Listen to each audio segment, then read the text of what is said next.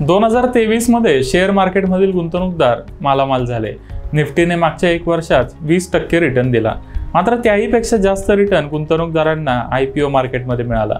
बीएससीच्या IPO इंडेक्सने 2023 मध्ये 41% return दिलाय, जो निफ्टीच्या तुलनेत जवळपास दुप्पट आहे। ऐकून तुम्हाला आश्चर्य वाटेल, पण त्याहीपेक्षा जास्त रिटर्न, निफ्टीपेक्षा 5 पट जास्त रिटर्न एका इंडेक्सने दिलाय। त्याचं नाव आहे BSE SME आयपीओ इंडेक्स। या इंडेक्सने गुंतवणूकदारांना मागच्या 1 वर्षात तब्बल 96% रिटर्न दिलाय। म्हणजेच गुंतवणूकदारांचे पैसे केवळ 1 वर्षात दुप्पट झालेत। पण आता 2024 मध्ये गुंतवणूकदारांनी SME आयपीओ मध्ये गुंतवणूक करावी का आणि SME शेअर्समध्ये गुंतवणूक करताना कोणती काळजी घेतली पाहिजे ते जाणून घेऊया। 2023 मध्ये भारतीय शेअर मार्केटमध्ये एकूण 118 SME कंपन्यांनी त्यांचे आयपीओ लॉन्च केले। त्यापैकी 90 आयपीओ इश्यू प्राइसच्या वर ट्रेड करत आहेत। म्हणजेच या आयपीओ मध्ये गुंतवणूकदारांना प्रॉफिट मिळालाय। यापैकी 21 शेअर्सनी 100% पेक्षा जास्त रिटर्न दिलाय। 10 शेअर्समध्ये गुंतवणूकदारांचे पैसे तिप्पट झालेत। यापैकी 7 शेअर्स 4 पटींपेक्षा जास्त वाढलेत, तर 1 शेअर तब्बल 12 पट वाढलाय।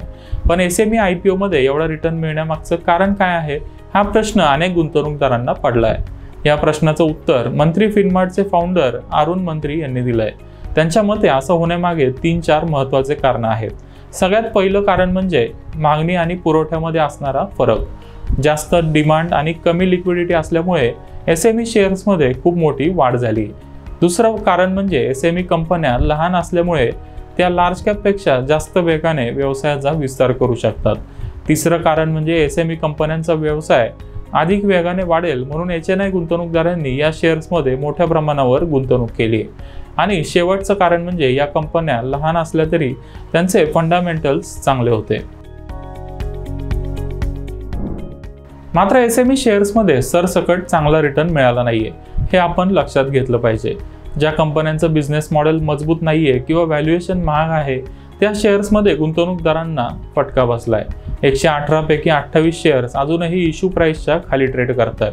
गुंतवणूकदारांना 14 कंपन्यांमध्ये 20% पेक्षा जास्त, 8 कंपन्यांमध्ये 30% पेक्षा जास्त, 2 कंपन्यांमध्ये 40% पेक्षा जास्त आणि एका शेअरमध्ये 50% पेक्षा जास्त लॉस झालाय। म्हणूनच SME शेअर्समध्ये गुंतवणूक करताना अधिक खबरदारी घेण्याची गरज आहे। कंपनीचा ट्रॅक रेकॉर्ड, प्रमोटरकडे असणारा अनुभव, व्हॅल्युएशन आणि बिझनेस मॉडेल या सगळ्याचा अभ्यास करूनच SME आयपीओ मध्ये गुंतवणूक केली पाहिजे। SME कंपन्यांची आर्थिक माहिती पब्लिक डोमेनमध्ये सहज उपलब्ध नसते, त्यामुळे गुंतवणूकदारांनी कंपनीचे फायनान्शियल स्टेटमेंट्स वाचून गुंतवणुकीचा निर्णय घेतला पाहिजे, असा सल्ला अरुण मंत्री यांनी दिलाय। तसेच कंपनी लहान असेल तरी ती त्या सेगमेंटमध्ये मार्केट लीडर असली पाहिजे, असं मत अरुण मंत्री यांनी व्यक्त केलंय। SME शेअर्स लॉटमध्ये खरेदी करावी लागतात, त्यामुळे किमान 1 लाख रुपयाची गुंतवणूक करावी लागते।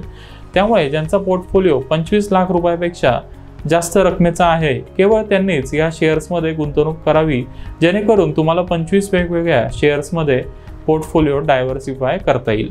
तुम्ही कंपनीचं व्यवस्थित ॲनालिसिस केला असेल आणि कंपनी चांगली असेल तर शेअरची किंमत खाली आली तरी घाबरून जाऊ नका। SME कंपन्यांचा व्यवसाय वाढायला वेळ लागू शकतो, त्यामुळे गुंतवणूकदारांनी लॉंग टर्मसाठी शेअर्स होल्ड केले तरच त्यांना चांगली वेल्थ क्रिएट करता येईल। पोर्टफोलिओचा काही भाग कॅशमध्ये ठेवा, त्यामुळे काही कारणास्तव SME मार्केटमध्ये मोठी पडझड झाली तर त्या पडझडीचा तुम्हाला फायदा करून घेता येईल।